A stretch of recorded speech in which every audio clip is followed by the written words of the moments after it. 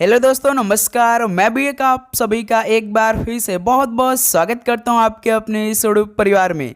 तो आप सब कैसे हैं? उम्मीद करता हूं आप सब अच्छे होंगे, स्वस्थ होंगे। एसएससी एमटीएस हवलदार एग्जाम 2025 की तैयारी बहुत ही अच्छी तरीके से कर रहे होंगे। तो साथियों, आज की इस क्लास में एक और मॉडल पेपर को डिस्कस करेंगे, जिसमें साथ ही 30 क्वेश्चन पे हम लोग डिस्कस करेंगे। और आप सभी का टारगेट रहेगा 30 क्वेश्चन में से 25 क्वेश्चन ठीक करने का। तो ट्राई करिएगा 30 क्वेश्चन में से 25 क्वेश्चन ठीक करिएगा। सारे क्वेश्चन एग्जाम ओरिएंटेड होने वाले हैं, जैसे एसएससी एमटीएस और हवलदार के हर एक शिफ्ट में पूछे जाते हैं। बिल्कुल हर एक टाइप का प्रश्न आज की इस क्लास में हम लोग डिस्कस करेंगे। तो ये क्लास आपके लिए अति महत्वपूर्ण होगा। वैसे तो साथी सुबह 8 बजे हमने आपको जीके की क्लास दिया था, तो आप जानते हैं साथी कि एसएससी एमटीएस और हवलदार के लिए केवल 2 ही सब्जेक्ट आप सभी को पढ़ना है। एक तो साथी जीके पढ़ना है और एक इंग्लिश पढ़ना है। और आपके पेपर में भाई जीके के केवल 25 क्वेश्चन आएगा और इंग्लिश का भी 25 क्वेश्चन आएगा। इसमें नेगेटिव मार्किंग रहेगा, लेकिन साथी जो रीजनिंग और मैथ के सवाल आएंगे इसमें नेगेटिव मार्किंग नहीं रहेंगे। इन्हीं 50 क्वेश्चन से आप सभी का मेरिट लिस्ट फाइनल रिजल्ट बनता है। ओके, तो आप सभी को अधिक से अधिक फोकस करना है जीके और इंग्लिश पे। तो आज की इस क्लास में जीके और इंग्लिश रीजनिंग के दमदार प्रश्न को डिस्कस करने वाले हैं। तो सारे क्वेश्चन को अटेम्प्ट करिएगा, देखिएगा आप सभी की तैयारी किस लेवल की चल रही है और आप सभी का अप्रॉक्सीमेटली कितना स्कोर रहा। बिल्कुल हर एक क्वेश्चन कॉम्बिनेशन होगा अपने आप में, तो ट्राई करिएगा अपने से हल करने का। ओके, तो एसएससी एमटीएस और हवलदार एग्जाम 2025 के लिए डेली क्लास सुबह 8 बजे आती है, एक दोपहर में 12:35 पे आती है और साथ ही शाम में 6:35 पे। ओके, तो इस क्लास में आप सभी का कितना स्कोर बनेगा लास्ट में बताएगा पूरे ईमानदारी के साथ, वो भी साथ ही 1 नंबर नेगेटिव मार्किंग के साथ में। ओके, तो पहला प्रश्न देखते हैं। अलुना काबुनी निम्नलिखित में से किस नृत्य से संबंधित है? पहला ही प्रश्न आपके शिफ्ट में बनेगा, ये याद रखिएगा साथी। अलुना काबुनी किस नृत्य से संबंधित है? मोहिनीअट्टम से, सत्रिया से, कथक से या मणिपुरी से? तो याद रखिएगा मणिपुरी से हैं। डी ऑप्शन क्या हो जाएगा? बिल्कुल राइट आंसर हो जाएंगे। चलिए नेक्स्ट अगला सॉल्व कॉल करिए। क्वेश्चन नंबर 2 को हर्षचरित संस्कृत में किसके द्वारा लिखा गया था? बताइए साथी, हर्षचरित संस्कृत में किसके द्वारा लिखा गया था? तो बाणभट्ट द्वारा लिखा गया था। ऑप्शन सी क्या हो जाएगी सॉल्व का? बिल्कुल परफेक्ट आंसर हो जाएंगे। ओके, चलिए नेक्स्ट अगला सॉल्व कॉल करिए। क्वेश्चन नंबर 3 को 2 सितंबर 1946 को बनी अंतरिम सरकार में लियाकत अली खान को किसका प्रभार दिया गया था? बताइए साथी, 2 सितंबर 1946 को बनी अंतरिम सरकार में लियाकत अली खान को किसका प्रभार दिया गया था? तो ये साथी याद रखिएगा वित्त मंत्रालय के दिया गया था। डी ऑप्शन क्या हो जाएगा? बिल्कुल राइट आंसर हो जाएंगे। ओके, चलिए नेक्स्ट अगला सॉल्व कॉल करिए। क्वेश्चन नंबर 4 क्या दे रखा है? निम्नलिखित में से कौन सी घटना 1398 में हुई थी? बताइए साथी, ऐसी कौन सी घटना जो कि 1398 में हुई थी? बाबर का दिल्ली पर आक्रमण किस वर्ष में हुआ था? जो पानीपत का पहला युद्ध हुआ था 1526 में। ओके साथी, तैमूर का भारत पर आक्रमण यही साथी 1398 में हुआ था, ध्यान देंगे आप लोग। और हुमायूं का पर्सिया के लिए जो लड़ना था वो साथी कब लड़े थे भाई? 1543 में लड़े थे। हल्दी घाटी के युद्ध तो आप सभी को मालूम होगा 1576 में हुई थी। ओके दोस्तों, इस सवाल का बी ऑप्शन क्या हो जाएगा? बिल्कुल राइट आंसर हो जाएंगे। ओके, चलिए नेक्स्ट अगला सवाल कॉल करिए। क्वेश्चन नंबर 5 को दिल्ली का वह सुल्तान कौन था जिसकी घोड़े से गिरने पर लगी चोटों के कारण मृत्यु हो गई थी? बताइए साथ, ये थोड़ा सा डिफिकल्ट सवाल है, लेकिन आप जानते हैं कि कोई भी एग्जाम यदि 2 ही सब्जेक्ट मेन रखता है तो सवाल थोड़े से हाई लेवल के आप सभी से पूछेगा, इजी सवाल नहीं पूछेगा। तो एमटीएस तो भाई 2 ही सब्जेक्ट पढ़ना है, जीके और इंग्लिश, तो सवाल जो उसका लेवल रहेगा वो थोड़ा सा हाई लेवल के पूछे जाएंगे। बताइए साथी, दिल्ली का वह सुल्तान कौन था जिसकी घोड़े से गिरने पर लगी चोट के कारण उसकी मृत्यु हो गई थी? वो कौन था? तो साथी कुतुबुद्दीन ऐबक था। ऑप्शन यहाँ से क्या हो जाएगा? बिल्कुल राइट आंसर हो जाएंगे। चलिए दोस्त अगला सॉल्व कॉल करिए। क्वेश्चन नंबर 6 को बिना अनुमति के संसद से कितने दिनों की अनुपस्थिति के बाद कोई सांसद अयोग्य हो जाएगा? बताइए साथी, बिना अनुमति के संसद से कितने दिनों की अनुपस्थिति के बाद कोई सांसद जो होगा वो अयोग्य हो जाएगा? तो साथी याद रखिए 60 दिन के। ऑप्शन सी क्या हो जाएगा? बिल्कुल परफेक्ट आंसर हो जाएंगे। ओके, चलिए अगला सॉल्व कॉल करिए क्वेश्चन नंबर 7 को। भरतनाट्यम पारंपरिक रूप से किस प्रकार के संगीत के लिए किया जाता है? बताइए साथी, भरतनाट्यम पारंपरिक रूप से किस प्रकार के संगीत के लिए किया जाता है? तो मेरे दोस्त याद रखिए कर्नाटक के लिए। ऑप्शन यहाँ से क्या हो जाएगा? बिल्कुल परफेक्ट आंसर हो जाएंगे। चलिए नेक्स्ट अगला सॉल्व कॉल करिए क्वेश्चन नंबर 8 को। अलीवर्दी खान के बाद बंगाल का नवाब कौन बना? बताइए साथी, अलीवर्दी खान के बाद बंगाल का नवाब कौन बना? तो सिराजुद्दौला बना था। ऑप्शन भी यहाँ से क्या हो जाएगा? बिल्कुल राइट आंसर हो जाएंगे। चलिए दोस्त नेक्स्ट अगला सॉल्व कॉल करिए क्वेश्चन नंबर 9 को। उस्ताद असद अली खान ध्रुपद के निम्नलिखित में से किस शैली के वादक के रूप में प्रसिद्ध हैं? बताइए साथी, उस्ताद असद अली खान ध्रुपद के किस शैली के वादक के रूप में प्रसिद्ध हैं? भाई एक सवाल इससे रिलेटेड आपके पेपर में जरूर पूछा जाएगा। ओके साथी, तो उस्ताद असद अली खान ध्रुपद के ये खंडार बानी के वादक के रूप में प्रसिद्ध हैं। ऑप्शन भी क्या हो जाएगा? बिल्कुल परफेक्ट आंसर हो जाएंगे, खंडार बानी। ओके चलिए नेक्स्ट अगला सॉल्व कॉल करिए क्वेश्चन नंबर 10 को। 2011 की जनगणना के अनुसार भारत में निम्नलिखित में से किस राज्य की साक्षरता दर सबसे कम है? भाई बताइए कि 2011 की जनगणना के अनुसार भारत में किस राज्य की साक्षरता दर सबसे कम है? सबसे अधिक तो देखिए केरल का है भाई, आप सभी को मालूम होगा, लेकिन सबसे कम की बात किया है तो सबसे कम तो बिहार का है। डी ऑप्शन बिल्कुल परफेक्ट आंसर हो जाएंगे। लेकिन साथ ही 2011 की जनगणना के अनुसार जो घनत्व का मामले में सबसे अधिक जो रखता है राज्य वो बिहार का है, ये बात याद रखिएगा आप लोग। चलिए दोस्त नेक्स्ट अगला सॉल्व कॉल करिए क्वेश्चन नंबर 11 को। एम बाल मुरली कृष्ण का संबंध संगीत की किस शैली से है? बताइए साथी, एम बाल मुरली कृष्ण का संबंध संगीत की किस शैली से है? तो मेरे दोस्त याद रखिएगा कर्नाटक संगीत से है। ऑप्शन सी क्या हो जाएगा? बिल्कुल परफेक्ट आंसर हो जाएंगे। चलिए भाई अगला सॉल्व कॉल करिए क्वेश्चन नंबर 12 को। डैश यानी किसको भूपृष्ठीय जल यानी सरफेस वाटर नहीं माना जाता है? तो इनमें से साथी किसको भूपृष्ठीय जल यानी सरफेस वाटर नहीं माना जाता है? नदियों को या महासागरों को, झीलों को या साथी जल भृतों को? बताइए किसे नहीं माना जाता सरफेस वाटर? तो मेरे दोस्त याद रखिए जल भृतों को। तो यहाँ से डी ऑप्शन क्या हो जाएगा? बिल्कुल राइट आंसर हो जाएंगे। ओके चलिए अगला सॉल्व कॉल करिए क्वेश्चन नंबर 13। उगादी किसका नव वर्ष है जो मार्च के महीने मनाया जाता है? बताइए साथी, उगादी किनका नव वर्ष है जो कि मार्च के महीने में मनाया जाता है? तो साथी याद रखिएगा तेलुगु नव वर्ष है। ऑप्शन यहाँ से बिल्कुल परफेक्ट आंसर हो जाएंगे। ओके चलिए नेक्स्ट अगला सॉल्व कॉल करिए क्वेश्चन नंबर साथी 14 क्या दे रखा है बताइएगा आप लोग। कनक राजू को निम्नलिखित में से किस लोक नृत्य के लिए 2021 में पद्मश्री से सम्मानित किया गया था? ये बेस्ट सवाल है एसएससी एमटीएस एग्जाम के लिए। बताइए साथी, कनक राजू को किस लोक नृत्य के लिए 2021 में पद्मश्री से सम्मानित किया गया था? तो साथी याद रखिए गुस्साड़ी के लिए किया गया था। ऑप्शन यहाँ से क्या हो जाएगा? बिल्कुल परफेक्ट आंसर हो जाएंगे।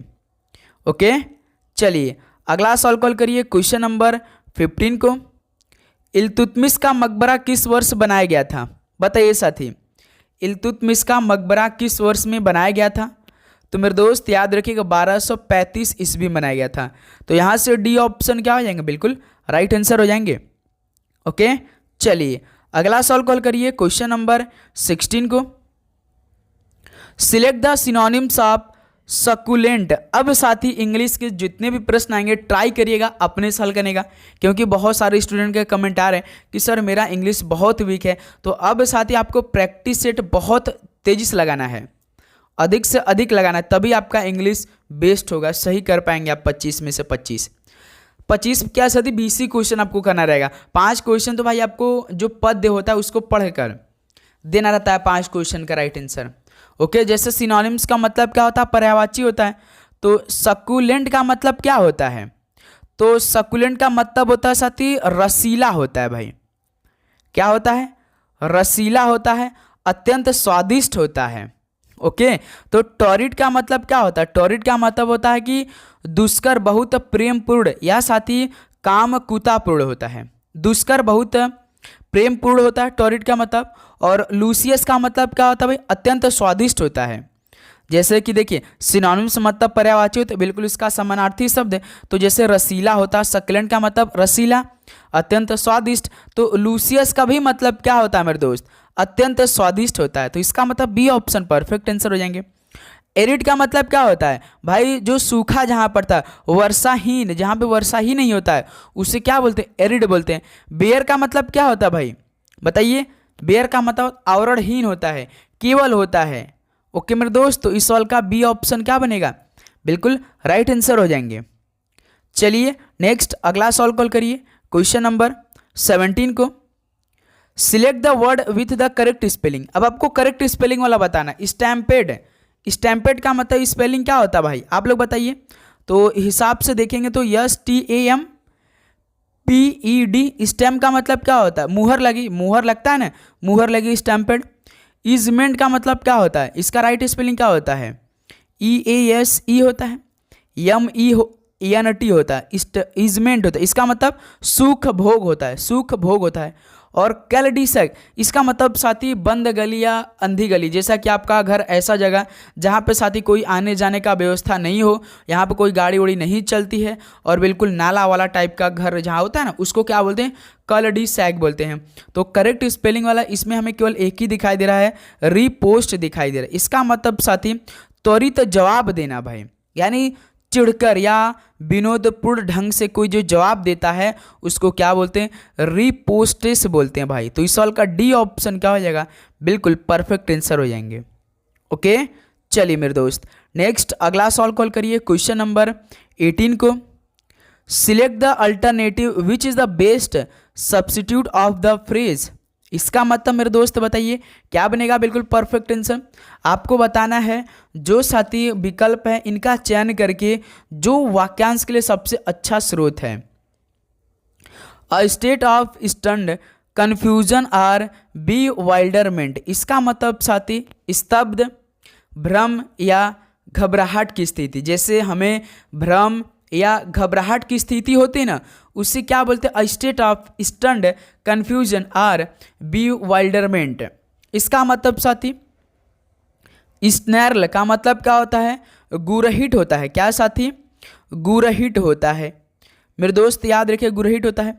और अमेज का मतलब क्या होता है, भूल भुलैया होता है भाई। क्या होता है मेरे दोस्त, भूल भुलैया होता है, ये बात याद रखिएगा। उसके बाद साथी डेज का मतलब क्या होता है, कुछ सोचने या करने में असमर्थ, चकित, भ्रमित। तो यही क्या हो सकता है, डेज हो सकता है। जैसे साथी कुछ सोचने या करने में असमर्थ, चकित, भ्रमित, उसे क्या बोलते हैं, डेज बोलते हैं। और साथी पैराडॉक्स का मतलब क्या होता है, विरोधाभास होता है। क्या मेरे दोस्त, विरोधाभास होता है, ये बात याद रखिएगा। तो इस सवाल का सी ऑप्शन बिल्कुल परफेक्ट आंसर हो जाएंगे, डेज हो जाएगा साथी। डेज का मतलब होता ही है कुछ सोचने या करने में असमर्थ, चकित होना। ओके दोस्तों, सी ऑप्शन बिल्कुल परफेक्ट आंसर हो जाएंगे। चलिए मेरे दोस्त अगला सवाल कॉल करिए, क्वेश्चन नंबर 19 को। देखिए क्या याद रखा है, identify the segment in the sentence which contains the grammatically error from the given option. यानी साथी आपको ग्रामेटिकली एरर बताना है। जैसे देखिए क्या दिया है, the city of Banaras is widely known from its Ghat and temples. तो साथी आप जानते हैं जो सिटी ऑफ बनारस है वो किसके लिए अपने आप में वो क्यों फेमस है, घाटों के लिए फेमस है और मंदिरों के लिए फेमस है। लेकिन साथी यदि आप सेंटेंस को अच्छी तरीके से पढ़ रहे होंगे, the city of Banaras is widely known from its नहीं होगा भाई, के लिए नहीं है, अपने के लिए है भाई। यानी फ्रॉम इट्स की जगह क्या होगा साथी, फॉर इट्स होगा मेरे दोस्त। क्या दोस्त, फ्रॉम इट्स नहीं होगा, फॉर इट्स होगा भाई, याद रखिएगा। तो इसमें क्या ग्रामेटिकल एरर हमें दिखाई दे रहा है, फ्रॉम इट्स दिखाई दे रहा है। फ्रॉम इट्स की जगह साथी फॉर इट्स होगा मेरे दोस्त। अपने लिए फेमस है वो, घाटों और मंदिरों के लिए फेमस है, आप जानते हैं बनारस शहर। ओके, तो इस सवाल का सी ऑप्शन परफेक्ट आंसर हो जाएंगे। कोई दिक्कत यहाँ तक आप सभी को? उम्मीद करूँगी दोस्त आपको हर एक क्वेश्चन बहुत अच्छी तरीके से समझ में आ रहे होंगे। तो साथ ही आप चैनल पर नए तो सब्सक्राइब करने के बाद नोटिफिकेशन को जरूर ऑन कर लेंगे। ओके मेरे दोस्त, देखिए क्वेश्चन नंबर 20 क्या दे रखा है, सिलेक्ट द सिनोनिम्स ऑफ स्नैर्ल। स्नैर्ल का मतलब क्या होता है दोस्त, गुर्राहट होता है मेरे दोस्त। कोई गुर्रा जाता है ना तो उसको क्या बोलते हैं, गुर्राहट बोलते हैं साथी। तो इसका मतलब सिनोनिम्स में मतलब पर्यायवाची होता है। ग्राउल का मतलब क्या होता है, धमकी होता है मेरे दोस्त, कोई धमकी देता है ना, तो यही हो जाएगा भाई, ग्राउल हो जाएगा। स्नेर का पर्यायवाची ग्राउल हो जाएगा। इम्पैथी का मतलब क्या होता है मेरे दोस्त, इम्पैथी का मतलब होता है कि दूसरों की भावना को समझने की क्षमता। इम्पैथी हम लोग दिखाते हैं ना कि दूसरों की भावना को हम समझ लेते हैं, उसको इम्पैथी बोलते हैं। एकॉर्ड का मतलब क्या होता है, समझौता होता है वो दोस्त। जैसे संधि होता है, किसी देश के बीच में संधि समझौता होता है, तो उसको क्या बोलते हैं, एकॉर्ड बोलते हैं। एमिटी का मतलब क्या होता है, मैत्रीपूर्ण संबंध होता है। क्या दोस्त, एमिटी का मतलब होता है मैत्रीपूर्ण संबंध होता है। तो इस सवाल का ऑप्शन है, इस सवाल का परफेक्ट आंसर हो जाएंगे। ओके, चलिए दोस्त नेक्स्ट अगला सवाल कॉल करिए। क्वेश्चन नंबर 21 क्या दे रखा है, select the alternative which best expresses the meaning of the idiom phrase. Idiom phrase का मतलब मुहावरा आपको बताना है। जैसे क्या दे रखा है, by the seat of one's pants, इसका मतलब साथी by the seat of one's pants, इसका मतलब पहले समझिए, स्वयं के अनुभव, स्वयं के यानी खुद के अनुभव व निर्णय के आधार पर कोई काम करना है। हम साथी जब भी कोई काम करते हैं, जैसे कि हमें कोई काम हमें जो दिया जाता है, यदि हमें कुछ समझ में नहीं आता है तो हमें कोई अनुभव नहीं रहता तो हम नहीं कर पाते। यदि साथी हमें कोई भी काम दे दिया जाए और हमें ये नहीं मालूम होता है कि हमें क्या काम करना है, लेकिन साथी जब हम उस काम को देखते हैं, सोचते हैं, तो हमें कुछ यदि उस काम के बारे में जानकारी होगा, अनुभव होगा, तो हम उसके आधार पर कोई काम कर सकते हैं, निर्णय ले सकते हैं। तो उसको क्या बोलते हैं, by the seat of one pant, जैसे कि स्वयं के अनुभव व निर्णय के आधार पर कोई काम करना। तो इसका मतलब क्या होता है दोस्त, तो when one is saved in the nick of times, wrong है। Your future depend on what choices you make now, बिल्कुल भाई गलत है। You do it using only one's own experience and judgement, बिल्कुल साथी ये आपका ठीक है भाई, ऑप्शन सी बिल्कुल परफेक्ट आंसर हो जाएंगे। ओके मेरे दोस्त, चलिए नेक्स्ट अगला सॉल्व कॉल करिए। क्वेश्चन नंबर 22 को, select the antonym of Panacea. Antonym का मतलब साथी क्या होता है, विलोम शब्द होता है। अब पेनेसिया का मतलब क्या होता है दोस्त, सभी कठिनाइयों का निवारक, यानी साथी सर्व रोगहर, यानी साथी सर्व रोगहर होता है भाई, सर्व रोगहर। इसका मतलब साथी सभी कठिनाइयों का निवारक पेनेसिया बोलते हैं। जैसे मेलेडी का मतलब क्या होता है दोस्त, मेलेडी का मतलब होता है अप्रिय गंभीर परिस्थिति रोग, तो यही अपोजिट क्या हो जाएगा, पेनेसिया का भाई ऑप्शन ए हो जाएगा। पेनेसिया का मतलब होता है कि सभी कठिनाइयों का निवारक, सर्व रोग, तो इसका मतलब मेलेडी का मतलब होता है अप्रिय गंभीर परिस्थिति रोग। जैसे कि क्योर का मतलब क्या होता है दोस्त, क्योर का मतलब होता है इलाज होता है। एलेक्सीर का मतलब होता है, आज जान लीजिए आप लोग, एलेक्सीर का मतलब होता है मेरे दोस्त अमृत होता है। और नोस्टम का मतलब क्या होता है भाई, प्रभावहीन औषधि होता है। नोस्टम का मतलब होता है प्रभावहीन औषधि होता है। तो इसका मतलब ऑप्शन ए परफेक्ट आंसर हो जाएगा। पेनेसिया का मतलब एंटोनिम क्या हो जाएगा, मेलेडी हो जाएगा। ओके मेरे दोस्त, चलिए नेक्स्ट अगला सॉल्व कॉल करिए। क्वेश्चन नंबर 23 को, select the antonym of cameo. एक बार फिर से एंटोनिम मतलब विलोम शब्द बताइए, कैमियो। कैमियो का मतलब क्या होता है, नक्काशीदार गहना भाई। नक्काशीदार गहना का मतलब, आप सदी यदि अयोध्या चले गए तो भाई अयोध्या के जितने भी जो प्रभु श्री राम जी का मंदिर बना है, उनका जो नक्काशी बना है दीवालों पर, भाई गजब का अद्भुत लगता है। नक्काशी का मतलब वही होता है ना कि जिस पर बनी आकृति भिन्न भिन्न रंग के होते हैं, भिन्न भिन्न अलग टाइप के प्रकार के होते हैं, उसी को नक्काशीदार बोलते हैं। लेकिन साथी कैमियो का मतलब होता है नक्काशीदार गहना होता है मेरे दोस्त। नक्काशीदार गहना जिस पर साथी बनी जो आकृति होती है ना गहना पर, बिल्कुल भिन्न भिन्न रंगों से होती हैं, उसको कैमियो बोलते हैं। तो ट्रिंकेट का मतलब क्या होता है दोस्त, ट्रिंकेट का मतलब होता है साथी सस्ता गहना होता है। सजावट को छोटी छोटी वस्तुएं होती है भाई, सजावट की छोटी मोटी कुछ वस्तुएं होती है, सस्ता गहना होती है, उसे ट्रिंकेट बोलते हैं। जेम का मतलब क्या होता है दोस्त, रत्न उत्कृष्ट व्यक्ति व वस्तु। क्या साथी, रत्न उत्कृष्ट व्यक्ति या वस्तु को क्या बोलते हैं, जेम बोलते हैं। और साथी बॉबल का मतलब क्या होता है भाई, बॉबल का मतलब भड़कीला व सस्ता गहना। कोई भड़कीला होता है, बहुत बड़ा चौड़ा और सस्ता गहना, उसको क्या बोलते हैं, बॉबल बोलते हैं। प्लेन का मतलब क्या होता है, प्लेन का मतलब होता है सदा सादा सजावट वाला नहीं। तो यही क्या हो जाएगा, प्लेन हो जाएगा। कैमियो का एंटोनिम क्या हो जाएगा, प्लेन हो जाएगा। डी ऑप्शन इस सवाल का परफेक्ट आंसर हो जाएंगे। चलिए दोस्त अगला सवाल कॉल करिए, क्वेश्चन नंबर 24 को। Select the word with the correct spelling. Ceramics, ceramics का मतलब क्या होता है, जैसे कि चीनी मिट्टी की कोई चीज़ होती है तो उसको सिरामिक्स बोलते हैं, लेकिन उसका राइट स्पेलिंग क्या होता है, CERAMICS होता है, MIX नहीं होता है, CERAMICS होता है। इसका मतलब होता है कि कोई चीनी मिट्टी की चीज़ें होती, वस्तु होती है। बुलवर्क का मतलब क्या था, बांध, जिसे आप लोग बांध बोलते हैं ना, उसका राइट स्पेलिंग क्या होता है, BULWARK होता है। हमेशा याद रखिए आपके पेपर में केवल सिंगल वर्ड से या तो राइट होगा या तो साथ ही रॉन्ग होगा, ये बात हमेशा अपने दिमाग में आप लोग बैठा कर चलेंगे। ओके, बुलवर्क का मतलब क्या होता है, BULWARK मतलब साथ ही बांध होता है। एडजॉर्न का मतलब क्या होता है, जैसे कि एडजॉर्न जैसे कि कोई काम होता है, कार्यवाही होता है, तो उसको कुछ समय के लिए रोक देना और कुछ बाद में उसे पुनः स्टार्ट कर देना।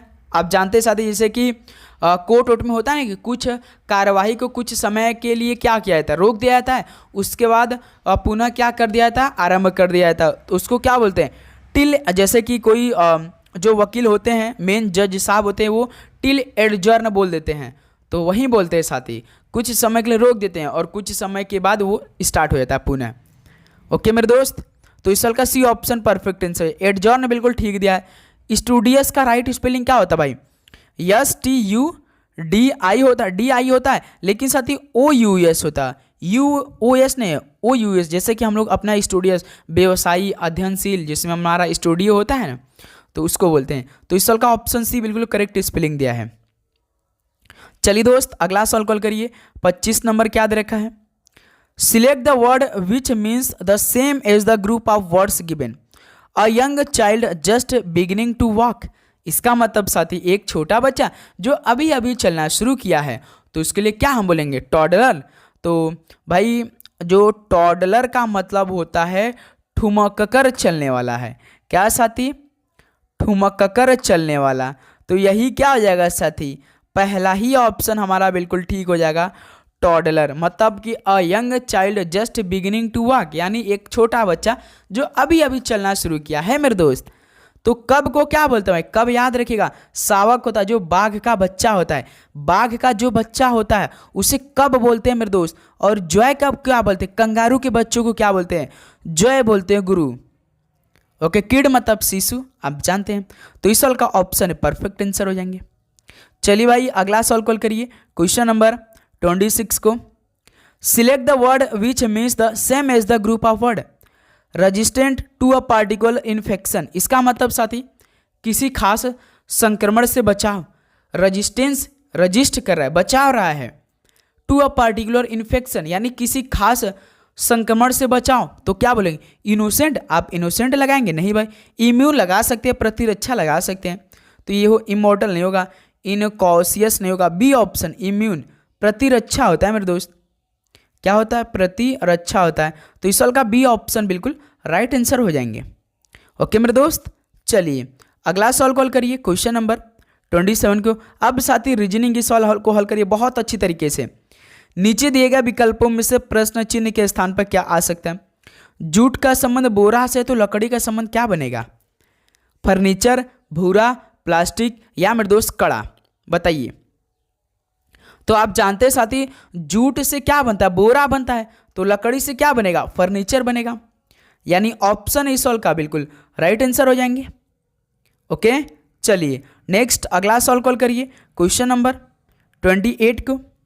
एक निश्चित कूट भाषा में रोम को 44 लिखा जाता है, हिम्ब को 43 लिखा जाता है, तो उसी कूट भाषा में बोन को क्या लिखा जाएगा। तो पहले साथी हम लोग समझेंगे भाई, ROM रोम को 44 कैसे लिखा है, पहले इसका रिलेशन आप लोग चेक करिए कैसे। आप सभी को हर एक अक्षर का उसका नंबरिंग मालूम होना चाहिए। जैसे साथी R होता है 18, O होता है 15, A होता है 1, M होता है 13। इन सभी को जोड़िए, देखिए क्या 44 आ रहा है कि कुछ दूसरा दिमाग लगाया है। 18 15 कितना होता है साथी, 33 होता है, 33 1 34, 34 13 47, 47 तो आ रहा है लेकिन यहाँ पे 44 बनाया है।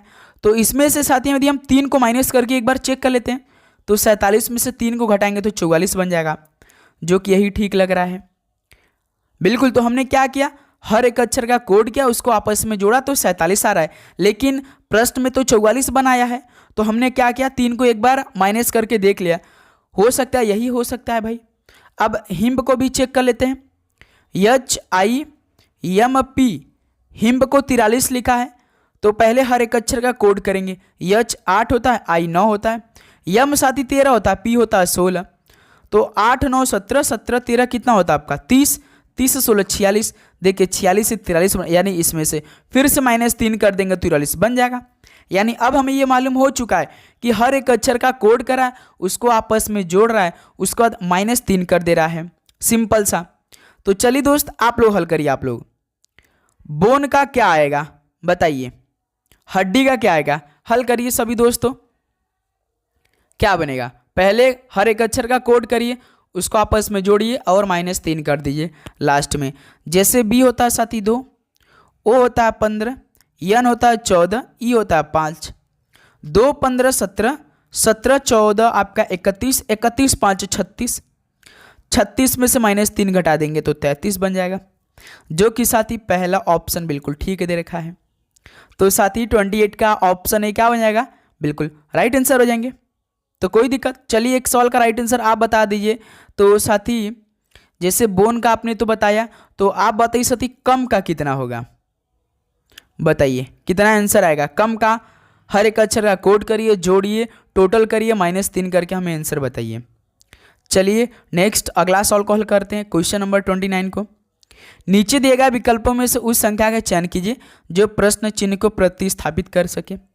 जैसे 600 दिया है, 120 दिया है, 30 दिया है, 10 दिया है, 5 दिया है, उसका क्वेश्चन मार्क है। तो यही क्वेश्चन मार्क की जगह आपको बताना है। तो साथी हल करिए आप लोग, पहले ट्राई करेंगे आप सभी फौजी भाई, क्या बनेगा इस सवाल का राइट आंसर। तो साथी 600 से 120 बनाया है, यानी साथी देखिए 120 कैसे 600 120 कैसे बने, यदि हम लोग साथी 600 में 5 का भाग दे देंगे तो 120 बन जाएगा। फिर साथी 120 में 4 का भाग देंगे तो 30 बन जाएगा। यदि साथी हम लोग 30 में 3 का भाग दे देंगे तो 10 बन जाएगा। यदि साथी 10 में 2 का भाग दे देंगे तो 5 बन जाएगा। यदि साथी इसी प्रकार देखिए 5 4 3 2, यदि हम लोग 5 में 1 का भाग दे देंगे तो साथी 5 आ जाएगा, यानी हमारा बी ऑप्शन बिल्कुल ठीक लग जाएगा। प्रश्न के अकॉर्डिंग यदि आप चल रहे होंगे तो यदि साथी 600 में 5 का भाग करवाएंगे तो 120 आएगा, 120 में साथी 4 का भाग करवाएंगे तो 30 आएगा, 30 में यदि साथी 3 से भाग करवाएंगे तो 10 आएगा, 10 में यदि 2 का भाग करवाएंगे तो 5 आएगा। तो उसी प्रकार हमने प्रश्न के अकॉर्डिंग चला, पहले 5 फिर 3 फिर 2 फिर उसके बाद 1, लास्ट में क्या आएगा 1 ही आएगा ना, तो 1 का भाग 5 में करेंगे तो 5 आ जाएगा, सिंपल सा बी ऑप्शन परफेक्ट आंसर हो जाएंगे। चलिए दोस्त लास्ट क्वेश्चन आज की इस क्लास का आप लोग हल करिए भाई। राजू की पत्नी जो है वो राकेश के बेटे की बहन है, तो राजू राकेश से कैसे संबंधित है। तो मेरे दोस्त राकेश का बेटा जो है, राकेश का बेटा और बहन, यानी साथी देखिए ये जो बेटा और बहन है वो दोनों क्या आपस में भाई बहन है। तो राकेश का क्या है, ये राकेश का जो बेटा है इसकी बहन, यानी साथी जो राकेश की लड़की है वही क्या है बेटे की बहन है। तो क्या हो जाएगा साथी, राजू राकेश से कैसे समझ, सिंपल से भाई दामाद हो जाएगा भाई। बताइए सवाल बोला ना कि राजू की पत्नी जो है, राजू की जो पत्नी है वो राकेश की बेटी की बहन है, यानी राकेश की लड़की है ना भाई, जो बेटी की जो बहन दिखाई दे रही है, तो राजू राकेश से कैसे संबंधित होगा, दामाद हो जाएगा भाई। सिंपल, अपने आप को रखिए ना भाई। राकेश का मान लीजिए आप क्या है भाई, हम बता रहे एक तरह से आपको एग्जाम्पल दे रहे हैं, आप वहाँ पे बैठे हैं तो आपकी बहन जो होगी वो साथी जो आपके पिता, जैसे आपके पिताजी हैं, आप जैसे आपकी बहन है वो क्या आपके पिता की बेटी होगी। तो सवाल बोला ना कि राजू राकेश से, यानी उसको क्या हो जाएगी साथी, सवाल बोला कि राजू की पत्नी है, यानी जो साथी राजू राकेश से कैसे रिलेशन होगी, तो भाई वो दामाद हो जाएगा, सिंपल सा, क्योंकि आपकी बहन जो है वो साथी क्या है राजू की पत्नी है। तो यहाँ से ऑप्शन सी क्या बनेगा, बिल्कुल परफेक्ट आंसर हो जाएंगे। क्यों साथी, बस एग्जाम्पल के तौर पे आप लोग समझिएगा, जब भी रिलेशन के सवाल आए तो अपने आप को वहाँ पे रखिए साथी, तभी आप आराम से हल कर सकते हैं मेरे दोस्त। बिल्कुल भी टेंशन नहीं लेंगे, दूसरी बात आप बिल्कुल भी नहीं सोचेंगे मेरे दोस्त, ये बात याद रखिएगा हमेशा। ओके मेरे दोस्त, आपको हर एक क्वेश्चन तैयार करना है, जो हमसे बन पाएगा साथ ही हम आपके लिए करेंगे। ओके मेरे दोस्त, तो आप सभी से प्लीज़ रिक्वेस्ट है, गलत बात बिल्कुल भी नहीं सोचना आप सभी को। तो साथ ही फाइनली 30 क्वेश्चन कंप्लीट हो चुका है। तो बताइए मेरे दोस्त कि आप सभी का इन 30 क्वेश्चन में से कितना स्कोर रहा, ईमानदारी के साथ बताइएगा। तो उम्मीद करूंगा अपने तरफ से तो हमने पूरी तरीके से कोशिश किया हर एक क्वेश्चन आपको समझाने के लिए। तो उम्मीद कर भी सकता हूं कि आपको हर एक क्वेश्चन बहुत अच्छे तरीके से समझ में आया होगा। तो बताइए कि लास्ट में आप सभी का इन 30 क्वेश्चन में से कितना स्कोर रहा, ईमानदारी के साथ बताइए। तो बहुत अच्छा आप सभी का स्कोर बन रहा है साथी। तो इस टाइम हमारा डेली क्लास चला दोपहर में 12:35 पे। तो आप सभी साथी से रिक्वेस्ट रहेगा, आप चैनल पे नए तो सब्सक्राइब करके नोटिफिकेशन को ऑन करिएगा, क्योंकि बहुत ही अच्छी तरीके से एक एक क्लास हम आप सभी को प्रोवाइड कर रहे हैं। ओके मेरे दोस्त, कोई भी दिक्कत परेशानी आती तो कमेंट करके हमसे आप पूछिए, आपको हर एक सवाल का राइट आंसर हम देंगे। ओके, तो चलिए दोस्त, इस क्लास को यहीं पर समाप्त करते हैं। मिलते हैं साथ ही शाम में 6:35 पे एक और नए क्लास के साथ। ओके, तो सभी को जय हिंद। आप लोग अभी तक फॉर्म अप्लाई नहीं किया है तो 24 जुलाई लास्ट डेट है फॉर्म भरने का, SSC MTS और हवलदार का। हो सकता है इस बार वैकेंसी अधिक देखने को मिल सकती है आपको, इसलिए साथी फॉर्म आप लोग जरूर भरिएगा, छोड़ेंगे नहीं। तो मिलते हैं साथ ही शाम में 6:35 पे। आप चैनल पे नहीं तो सब्सक्राइब करके नोटिफिकेशन का ऑन करिए। सभी को जय हिंद, जय भारत, पढ़ाई करते रहिए। ऑल द वेरी बेस्ट, धन्यवाद।